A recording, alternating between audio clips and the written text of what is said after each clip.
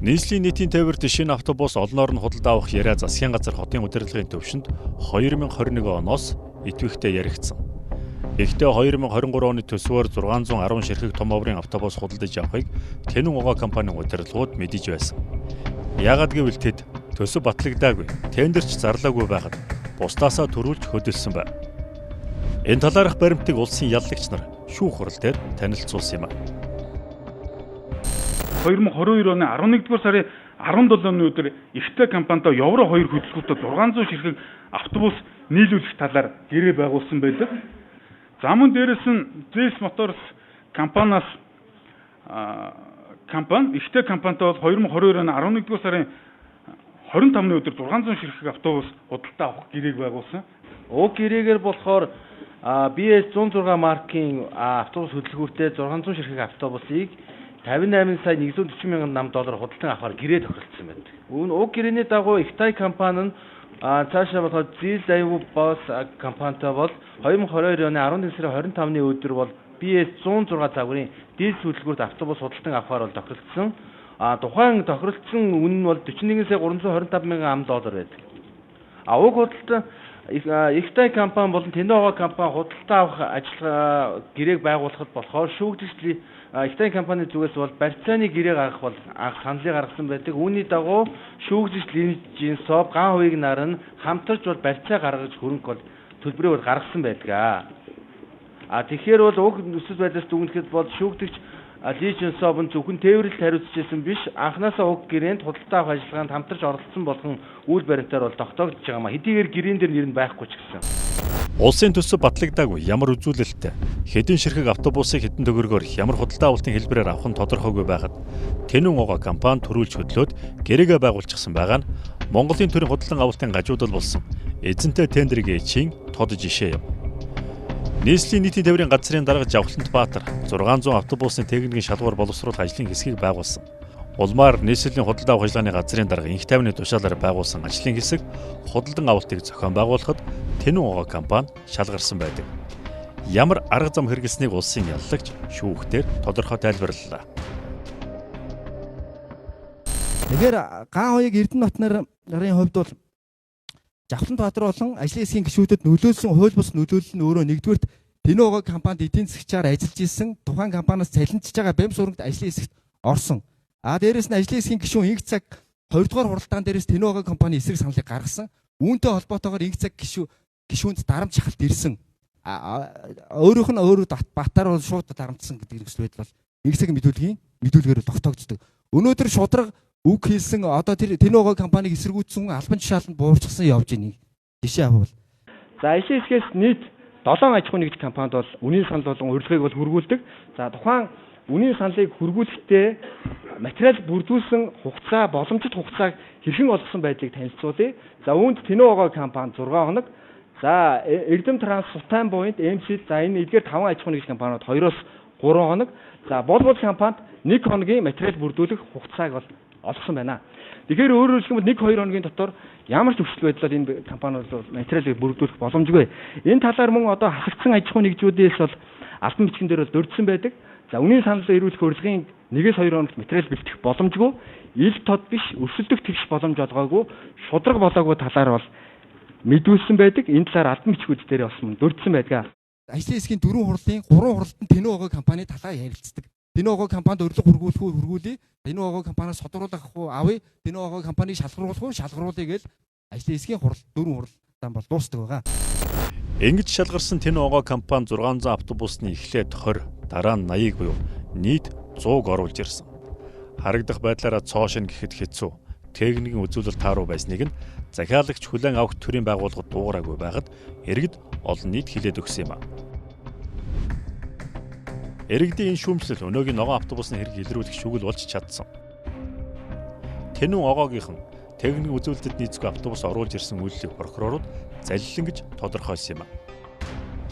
Энэ үйлдэлээр нь Тэнэн Угаагийн ган хоёрыг Эрдэнэ хотын захирлуудыг бүгд найрамд Солонгос улсын Ихтэй Воннам компанийн захирлуудтай хам хэрэг болгон шүүхэд дуудсан. Үйлдвэрлэгч компани Солонгос улсын иргэдийг бол хэрэгсэхгүй болгож буцаа явуулсан гэдэг зүйлийг яриад. Тухайн үйлдвэрлэгч дэв компаниас бол Тэнэн Угаа компани захиалсан автобусыг л үйлдвэрлэсэн. техникийн тодорхойлолт заасан Евро 5 хөдөлгүүртэй байхаар тусгагдсан байхад Евро 2 хөдөлгүүртэй байсан зүйл. За мөн цонхон давхар вакуум байна гэдэг зүйл дан шилтэй байгаад байгаа. За мөн дээрээс нь хөгжлийн бэрхшээлтэй иргэний шаттай байх талаар дурдаад байхад хөгжлийн бэрхшээлтэй иргэний шат байгаагүй. За хийн номтой байна гэхэд хавцсан номтой байсан. За халаагуур зааланд 6 ширхэг байна гэхэд халаагуур автобусны зааланд 4 ширхэг, харин жолоочийн кабинд бол нэг парыг халаагуурыг бол суулгасан байгаа. Мөн шүүгдэгч Гав уягийн зүгээс бид бүхэн энэ асуудлыг чинь нөхөд бүрдүүлсэн штэ гэдэг зүйлийг яриад байдаг. Ийм хоёр зүйлийг, ийм хоёр лист төмөр тавьж байгаа. Тухайн энэ шатаар хөгжлийн бэрхшээлтэй өргөн бусдын тусламжгүйгээр бууцсах боломж байна уугүй юу гэдгийг та бүхэн бас энэ гэрэл зурган дээрээс шинжээчийн дүгнэлтээр шинжээчийн авсан гэрэл зургаар тодорхой харагдаж байгаа баха. За нийтийн тээврийн үйлчлэгээ тээврийн хэрэгсэл тавигдах шаардлага стандарт гэдэг байгаа. Тэрний 6-гийн 6 дээр тулгуур эрхтний хөгжлийн бэрхшээлтэй зорчигчийн нийтийн тээврийн хэрэгсэл бууц суух нөхцөлийг хангасан тавцсан гэж байна. За тусгай зурвалтын тавцан тэрэгэнцэдтэй зорчигч нийтийн тээврийн хэрэгсэл буух суух үедээ саадгүй бусдын тусламжгүйгээр бие дан зорчих боломжтой ба тавцангийн налуу 12%-аас ихгүй байна гэдэг стандартын тодорхойлоод өгсөн. Евро 5 хөдөлгүүртээ үйлдвэрлэгдсэн автобус нийлүүлнэ гэдэг гэрээ хийчгээд шүүх хурал дээр Евро 5-ын стандарт хангалттай болно гэж ойлгосон гэж Тэнэн Огоогийнхан гүрийсээр байгаа юм. Тэд 2022 онд захиалсан Евро 2 хөдөлгүүртээ автобусанд хөхрийн агуулмж багасгах AdBlue банкыг холбоолгүй суулгасан үйлдэлээ Евро 5 стандарт хангасан гэж тайлбарлаад байгаа юм а. Наатаа ядаж тонгоож харчаад наад давхар тавьсан тэр давхар хийцийг харчаад юм яриач. Тэгэхээр тэгж хэлж маргалцсан. Дараа нь Мөнхбаатарын инженер надад орж ирээд Евро 3 хөтөлбөртэй биш үү гэсэн. Би тэгэхээр үгүй наатхан дээр чи харин AdBlue нь холбогдоод бид нэр Евро 5 стандартаа хийх юм а гэд. Бидний ерөөсөө хоёр тал дээр маргасан юм. Тэгэхээр Мөнхбаатарын инженер болохоор нөгөө тодорхойлолтын дээр Евро 5 гэдэг ах шиг байсан шүү дээ. Би тийм Евро 5 гэсэн бүртээ тодорхойлт хараагүй. Үүгээр болохоор гаан хуйг нь болохоор дээрх гэрээг бол Евро 5 хөдөлгүүртэйгээр нийлүүлж байгуулсан бол тогтоогдож байна. Уг гэрээний хасалт хэсэг дээр болохоор автобус нийлүүлэх хуваар дээр мөн Тэнэн Огоо компани гүйцэтгэх захирлаар Эрдэнэ хотын гарын хэсэг зурсан. Дараа нь бол Кимкиабамын хувьд бол дээрх гэрээг бол байгуул зөвхөн ашиг олох зорилгоор бол хамтран ажиллаж байсан нөхцөл байдал нь бол харагдаж байгаа. Энэ юу гэсэн үг вэ? Энийг заллин гэхгүй бол өөр юу гэх юм бэ? Ногоон автобусны хэрэг дээр хахуйл авсан өгсөн тухай баримт огт яригддаггүй. Харин албан тушаалаа оруулж тус компанид давуу байдал олгосон талаар улсын ялагч нар ярьж байгаа билээ. Эхний 20 автобус хэлээр орж ирэхэд техникийн шалгуур хангаагүй гэдгийг мэдсээр үж маргааш нь бусдын ятгалга, хууль бус нөлөөллийн улмаас хүлээж авах актад гарын үсэг зурсан гэж нийслэлийн нийтийн тээврийн газрын инженер мэргэжилтнүүдийг буруутгаж байгаа юм. Тэд шүүхэд ингэж мэдүүлдэг. Алтанбаатар дарга гарын үсэг зурулсан асуудлыг мушгин ярьдлаад цаг үеийг нандуураад байгаамаа. Яагаад тэний даалгавраар зурулсан гэдгийг өөрийнх нь өгсөн өөрөө даалгавраар өөрийнхөө хамаар мөнх олдод өгсөн үүргийн дагуу шүү.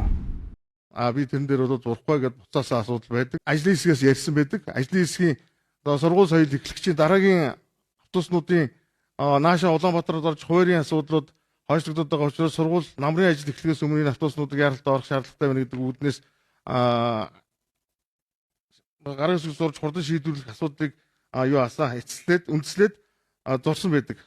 Ээлж амралт эдэлж хугацаанд намайг орлон ажилласан инхтрийн автобус хүлээцэх ажилд оролцож хурлын тэмдэгдсэн байдалтай танилцж акт болон хурлын тэмдэглэл баталгаажуулсан. Би доголдол байсан гэдгийг шүүхийн процессын үед мэдсэ. Илтгэж шаардлага хангахгүй гэдгийг мэдчихсэн бол би энэ санхүүжилтийг хүснэгтийг цааш нь уламжлахгүй байж болох байсан. Яагаад гэвэл би Тэнэн Огоо дээр очиж техник шалгаагүй, тэрийг мэдгч үйл явц болоогүй. Зүгээр л Монгол улсын гайлын мэдүүлэгтээ автобусны арлын дугаарыг л тулгасан. Би актан дээр гар үсэг зурснараа хүчнтэй үг тогтоогдоогүй байгаа. Миний бодлоор бол хүчингүй гэж ойлгож байгаа. Яагаад гэвэл би ажлын хэсэгт байхгүй хүн.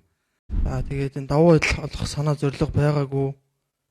Одоо зоршигчдын эрх ашигын үүднээс автобустай болно гэж утсан ч тодорхой хэмжээнд хийнэггүй энэ хөнгөн хандсан зэрэгээсээ болж ийм асуудалтай холбогдоод автын инженерүүд чинь тэр Евро 5, Евро 2 мэдэхгүй байгаад шүү дээ. Ерөөсөө ялгаж мэдэхгүй. Тэгэхээр чинь нягтлан бодогч мэрэгчлээ Евро 5 гэдэг Евро 2 гэдэг үгийг баг анх удаага сонсож байгаа юм байна гэж.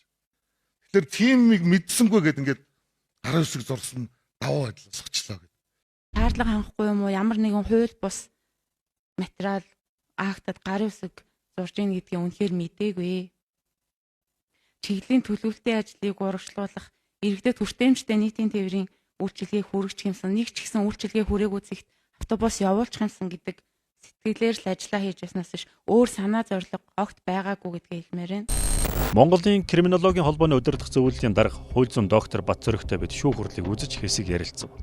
Бат Цориг доктор эргэн процессын хуулийг боловсруулах олон удаагийн ажлын хэсэгт өргөдөж ажилласан гэмт явдал судлаачдын нэг юм.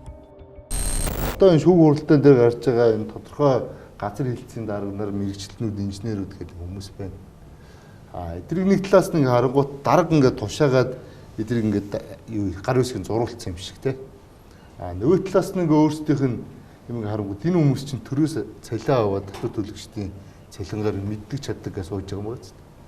Гол нь айгаад нь штэ тэр хүмүүс чинь. Юус? Ажилгүй болохосоо.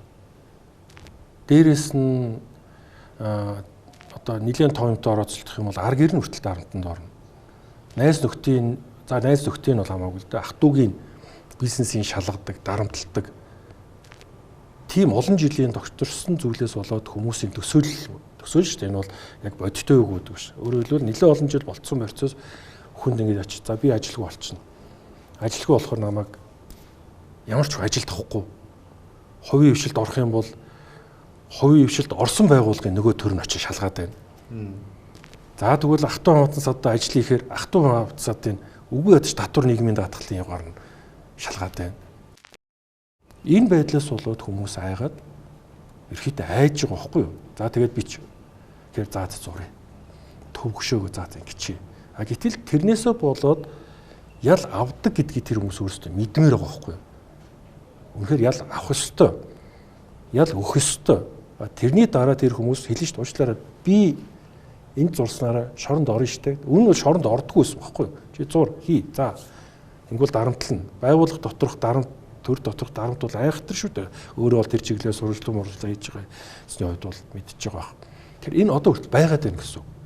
Шүүгдэгч Жавхан дотор шүүгдэгч Сүхбаатараас өгсөн хууль бус үүрэг зөвлөлтөнд автобусыг яаралтай хүлээ авах акт үлдэх хууль бус үүрэг чиглэлийг бол ажлын хэсгийн дараа Мөнх улсад өгсөө. За шүүгдэгч Мөнх улсад цогтбаадрах нар нь автобусыг техник шаардлага хангаагүй газар дээр нь очиж үдсэн шүүгдэгч нар болно. Очиж үзээгүй шүүгдэгч нараар бол гарын үсэг зурулж эхэлж байгаа. Энэ техник автобусыг хүлээ авах актыг бол бусдаар бүгдээрээ бол хуралдаж бол хийдэгөө хойноос нь нөхөж бүрдүүлнэ. Тухайн гишүүдийн болоо гэр орон ажлын байр зам нь өөрөө үзүр үйлчлэгээ эмнэлэг дээр явж байхад нь бол хойноос нь очиж гарын үсэг зурулж байгаа. Гарын үсэг зуруулахдаа бол Жавхан Баатрын өгсөн үүрэг даалгавруу санхүүжилт шаардлагатай байна. Өөр газар үйлдвэрлэж байгаа маань нөхөн хийх юм байна гэдэг зүйлүүдийг бол дурдж хэлээд гарын үсэг зуруулаад явж байгаа. За миний хувьд тухайн үед өгсөн үүрэг даалгаврынхаа хариуцлагыг ухамсарлаж байна. Гисэн хэдий ч бидний ажиллаж байсан тухайн үеийн нөхцөл байдал, удирдах албан тушаалтны зогсоо зайгүй шахал шаардлагууд, цаг хугацааны дарамт зэрэг нь бидний хууль заасан эрх үүргээ бүрэн хэрэгжүүлэх боломжгүй болгосон гэдгийг та бүхэн бүгд мэдж байгаа хаа. Тэгэхээр эндээс бол үндсэндээ Монгол төр бол амар явж байна. Төрийн ажил амар явж байна. Тохиролцож явж байна. Ганхуйг захирал та хоёр нь ямар харилцаа холбоотой улсууд юм бэ? За би өмнөх мэдүүлгүүдээр ч гэсэн тодорхой өгсөн байна. Урдын харилцаа холбоо бол байгаа гэж байна. Би юмудаа өгсөн байгаа. За. Одоо энэ хүмүүс ингээд өөрсдөө мэдүүлж шүүх хурал дээр тий. Тэр өмнө их үүрэгтэй өргөхгүй. Худлаа хэлж болно. Тэгээ хуулиар бол бусад нотлох хөрөмтөөр нотлогдохгүй бол шүүгдэгчийн мэдүүлэг дангаараа ямар нэгэн шийдвэр өмсөл болохгүй. Өмнө нь цагдаагийн байгууллагад ажиллаж байсан Жавхан Баатрыг нийслэлийн нийтийн тээврийн газрын дараагаар томилуулсан хүн бол шүүгдэгч Сүхбаатар. Мөн нийслэлийн нийтийн тээврийн газрын дараагаар инх тайвныг томилуулсан хүн мөн л Сүхбаатар юм. Та нар ажиллаа сайн хийж гин яагаад юм чи удаад байгаа юм бэ гэж ажлын зүй ёсны шаардлага тавихаар би нарийн ширээ юм руу ороод танилцлаа гэдэг чинь би тэр болгоныг ойлгогдсон гэсэн үг шүү дээ. Над мэдээлэл өглөө сонслоо. Гэхдээ миний бодож байгаа юм энэ ажилдаа хязээ гарах юм бэ л гэдэг асуудал. Ногоо автобусны хэрэг гарах хэрэгцээ үр дагаврыг улсын яллагч нар нийслэлийн сэтрийн захирамжтай холбож дүгнэдэг. Гэхдээ энэ хэрэгт захирамж гаргасан албан тушаалтан биш. Захирамжийн төсөлд санал өгсөн мэрэгжилтнүүд болон засаг даргын зөвлөх мөнх эрдэнэ шүүгдэж байгаа юм а. Автобусны худалдан авалтыг тендерийн хуулийн 3-4 дэх хэсгийг үндэслэж зохион байгуулах захирамж гаргаснаар нээлттэй тендер явах боломжийг хязгаарласан хэрэг гарах шалтгаан гэж дүгнжээ. Эцсийн үр дагавар гаргаж байгаа нь засаг дарга шүү дээ. Тэгэхээр юу ч байсан хамаагүй ирээд тэрийг нь тэгээд засаг дарга шууд зурна гэсэн ойлголт бас байхгүй шүү дээ. Мэдээж дээ. Тийм. Тэгэхээр энэ засаг даргатай холбоотой шалгах ажиллагаа хийгдээгүй юм уу, яваагүй юм уу? Яагаад засаг даргын үйлдэлийг одоо ямар ч гэмт хэргийн шинжгүй байна гэж үзсэн бэ л гэдэг ер нь тодорхойлсон байна. Дээрхтэй холбоотой мөрдөн шалгах ажиллагаа явуулаад мөрдөх байгууллагаас бол энэ саналыг бол оруулж ирэх байгаа. Засаг дарга доогт мдээгүй байхад эсвэл мэдэгдэхгүйгээр 3-4-ийг оруулаад захирамж гаргацсан гэсэн ийм зүйл байгаа юм уу? Энэ дээр гэж оруулж ирээд байна уу? Эсвэл бол зөвхөн энэ төсөлд оруулсан энэ үйлдэлэнд гэмт хэргийн шинжтэй байна гэж ялгах төлөвлөлт дээр төсөлд ингэж оруулж захирамжлалыг гаргах тэр боломжийг бий болгосон гэж оруулж ирж байгаа. Тэгвэл манай хотын даргыг прокурорууд бол тамга тушгиш болгоцсон. Баталгааж бол битгээд болгоцсон. Тэгэхээр засаг дарга, тухайн үеийн засаг дарга Сумын удзарын захирамж гаргахдаа тэрийн тендерийн тухай хуулийн 3-4 дахь залтыг захирамжийн үндэслэх хэсэг болсон гэдгийг мэдчихсэн үү? Мэдчихсэн. За ямар албан тушаалтан одоо албадруулж баталгаажуулсан бай. Тухайн үеийн засаг дарга нь хэн байсан бэ? 22 оны таны сая дурдсан захирамжийг тухайн үеийн засаг дарга баталгаажуулж албаж гаргасан. Нэр нь хэн бэ? За захирамжын дээр нэр нь гар үсгдэг юм. Надад харин захирамж нь алга байна л да. За тэгвэл та мөн газрын дарга байсан хүн байна. Захирамжийн хууль зүйн үр дагаврыг захиргааны эргийн шүүх, иргэний эргийн шүүхтэр өөрөлдвөл үр дагаврыг хариуцаж хариуцагчаар хэн дуудагдтыг? Төсөл боловсруулсан хүн дуудагдах уу? Түүнд хяналт тавьсан танилцсан албан тушаалтанд дуудагдах уу? Эсвэл засаг дарга өөрөө дуудагддаг юм уу? За миний ойлгож байгаа бол яг хууль зүйд таны ойлголт одоо шаардлагагүй шүү дээ. За би хуулийн сайн мэдгүй байна. Хууль мэдэхгүй байна гэсгүй. Тухайн таны асуусан холбоотой хуулийн зохицуултыг мэдэхгүй байна. Уншиж танилцаагүй. За тэгвэл үнэн зөв мэдүүлэг өгөх үүрэгтэй шүү дээ. За шүүхэд тань дуудагдах бай. Засаг даргын захирамжаар хариуцагчаар тодорхой асууж. Одоо засаг дарга хууль усаар газар олголоо. За олгосон байна гэдэг иргэн хуулийн этгээд маргадаг шүү дээ захиргааны эргэн шүүх. За хариуцагч этгээд дээр хэнийг тодорхойлоод иргэн хуулийн этгээд нэхэмжил гаргад юм бэ? Та итгэмжлийг хянаж байгаа субъектүүд бол асуугаад байгаа байхгүй юу? Ер нь бол шийдвэр гаргасан гэд холбоотойгоор асуудал хандагддаг. За процессын хувьд бол итгэмжлсэн төлөөлөгч шүүхэд хариуцагчаар хэнийг тодорхойлд юм бэ? Хэн байдیں۔ Засаг дарга өөрөө байд юм уу? Тухайн төслийг боловсруулсан албаа тушаалтад нь хариуцагчаар тодорхойлогдож явд юм уу гэж асууж байна шүү дээ. Шийдвэр гаргасан эрх бий албан тушаалтаа. Одоо өөрөөр хий тэрнийг тодорхойл. Засаг дарга юм уу? Шийдвэр гаргасан албан тушаалтан хариуцагчаар тооцогдсон. Даргынхаа нэрийг хэлэхээс айж байна тий. Хэлж чадахгүй шүү дээ тий. Нэг хүний нэрийг хэлүүлэх гэдэг шүү дээ. Хэлж чадахгүй байна. За дээрээс нь одоо яг энэ одоогийн байгаа нөхцөл байдлаас үзэхээр ерөөсөө л Монгол төр доод дунд дээд шатанда яаж явж байна? Улс төрийн нөлөө төрийн үйл ажиллагаанд яаж утгалдаж орж байна? Төрийн албаа агч чихийг хамгаалж байна. Айж штэ тэр хүмүүс. Шүүхийн үн чи хэлэхгүй бол чамайг шорондийнэхэд хариуцлага хүлээнэ гэхэд хариуцлагаас айхгүй штэ.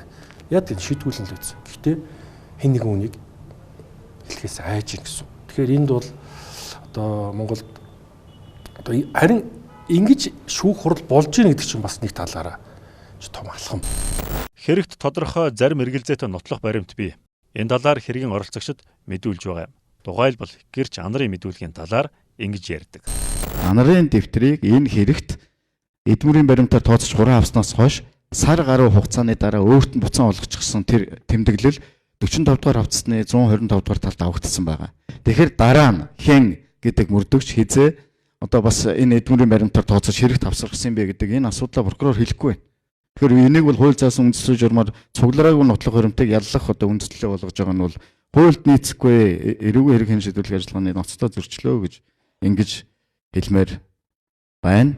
Тэгээд энэтэй холбоотой бүр ноцтой баримтыг бол өмгөөл хүчнэр дурдсан хавц зэргийн 46 дээр энэ тэмдэглэлийн дэвтрийн анарт буцаагаад өгсөн баг гэж байгаа. Тэгээ хизээ дахиад эдмүрийн баримтаар тэмдэглүүлж бас мэдэх байх баримт. Энэ анар бол өөрөө мөрдөгч залуу. Энэ авилгатай тэмцэх газрын олон ажлын хэсэгт орж ажилласан. Одоо жишээ нь энд нэг жирийн Мишельт ч юм уу миний эдмүрийн баримт байсан ингээд авцсан тэмдэглэлийн дэвтэр байсан бол хизээч буцааж өгөхгүй шин. Эдгээр ингээд би энийгээ мэддэг учраас буцаагаа өгч авалцаад байгаа. Гол нь тэр нь юу гэжлэр энэ эдмүрийн баримтын энийг дарааж утсан байж болохоор нөхцөл байдлыг үүсгэж байгаа. Нөгөө эдмүрийн баримт нотлох баримтын шинжээ алдаж эхэлж байгаа. За энэ 100 автобус одоо хаана байна гэвэл энэ Төвнөгөө компани оруулж ирсэн компани одоо өмчлөлтөд байж байгаа. Эдгээр хэрэг дээр бол одоо улсад учирсан хохирол гарсан дүнгээр одоо 76 орчим тэрбум төгрөгийн хохирол гарсан. За энэ дээр бол бид нар Төвнөгөө УЗ компани эзэмшижсэн. Баян зүрх дүүргийн Баян зүрх сонгон айрхан Сүхбаатар одоо Чингэлтэй дүүргүүд байсан объектуудыг хохиролтой тооцож авсан. За цаана 1.1 тэрбум 140 сая төгрөгийн одоо зөрөө гарсан. Бид нар энэ дээр нь бол энэ хохирлыг төлөвлөх үүднээс тэр үйлчлэгээнд гаргааг байгаа нэг бүрэн тухайн үед 335 саяар үнэлгэжсэн автобуснуудыг 10-ыг нь одоо барьцаалж эдгээр автобусаар одоо зарж одоо аж ахуй гэж мөнгөө одоо төрийн даасан тушаахаар ийм байдлаар бол ер нь хохирлыг 100% гэж тооцож бид нар эрүүгийн шүүхт бол материалыг өргүүлээд байгаа. Хохирогч өөрөө бас хэлж байна. Тэгээ хохиргоо болчлоо гэдэг. Энэ тэр үнийг ялаас шийдвэрлэх шалтгаан болдог. Энэ бол ял өнөөдөр ялын хэмжээг л багасгана. Одоо хулгайч хүн юм хулгайлж баригдчаад дараа нь юмаа төлчих юм бол хариуцлага чөлөөлөгдөхгүй шүү дээ. Зүгээр л хохирлоо нөхөн төлсөн учраас гээд ялыг хөнгөрүүлэх нөхцөл байдал болдог. Шүүхийн байр төдөж чуулган танхимд сөөлжлөн хийсэн Гинбургийн шүүх хурлын шийдвэрийг Чингэлтэй дүүргийн шүүхийн шүүгчид 2025 оны 4-р сарын 9-нд танилцууллаа. 24 шүүгдэгчээс нийслэлийн засаг даргын зөвлөх Мөнх Эрдэнэ, Тамгын газрын хэлтсийн даргын үүрэг гүйцэтгэгч Мишельт, нийслэлийн нийтийн тээврийн газрын дарга Инх 50 нарын үйлдэлийг эрүүгийн хуулийн 22-ийн 1-т заасан албан тушаалаа урвуулж бусдад давуу байдал олгосон шинжгүй байна хэмээн үзэж цагаатгалаа. Бүгд найрамдах Солонгос улсын иргэн Иктай болон Воннам компанийн захирлууд болох Ким Кай Бам, Ли Жон Соб нарыг эрүүгийн хуулийн 17-гийн 3-3-т заасан залилын гэмтрэгт холбогдуулгүй байна гэж үзээд цагаатгсан. Дээрх залилангийн хэрэгт Тэнэн Угаа компаниг гүйцэтгэх захирал Эрдэнэтийг холбоогүй байна гэж цагаатгсан. Төгжрлийг бууруулах үндэсний хорооны дарга улсын хурлын гишүүнээр ажиллаж байсан Ж Сүхбаатарын эрүүгийн хуулийн 22-ийн 1-3-т заасан эрх мэдэл албан тушаалын байдлаа ургуулсан ашигласан гэх үйлдэл нотлогдоог учраас цагаатгалаа. Шүүгдэгч болорт байд холбогдуулсан эрүүгийн хуулийн 22-ийн 12-ийн 1-т заасан үйлдэл шүүгдэгч Алтан хуйг, Алтан шагаа, Мөнх баяр нарын төрийн албан хаагчдын холбогдсон эрүүгийн хуулийн 22-ийн 1-т заасан үйлдэлийг хэрэгсэхгүй болголоо. Шүүгч нар Тэнэн Угаа компани ерхий захирал Ган хуйгийн 3 зүйлийн ангийн 1 болох эрүүгийн хуулийн 22-ийн 12-ийн 1-т заасан үйлдэлийг хэрэгсэхгүй болгосон. Харин Ган хуйгийн эрүүгийн хуулийн 17-гийн 3-2-т заасан залилах гэмт хэрэг 22-ийн 1-т заасан эрх мэдэл албан тушаалын байдлаа ургуулахад хатгагчаар хамтран оролцсон хэрэг нотлогдсон байна гэж дүгнэлээ. Ногоон автобусыг хүлээж авсан төрийн албан хаагчид болох Цогт Бадрах, Оо Сүхбаатар, Лувсан Давг, Баярмаа, Хадбаатар, Дөлгөөн, Хонгорзул, Чойжсүрэн, Мөн Бямбсүрэн, Түмэн Жаргал, Баяр Сүх нарыг эрүүгийн хуулийн 22-ийн 1-т заасан хэрэгт гэмбуруутай байна гэж анхан шатны шүүх танилцууллаа. Уг ажлын хэсгийг ахалж байсан Мөнх болд дээрх ажлын хэсгийг тушаалаараа байгуулсан Жавхлант Баатар, мөн Тэну ого компанийн захирал Эрдэнэбат нарын үйлдэлийг эргэн хуулийн 22-ийн 1-ийн 1-т заасан гэмт хэрэг мөн гэж шүүх үзлээ.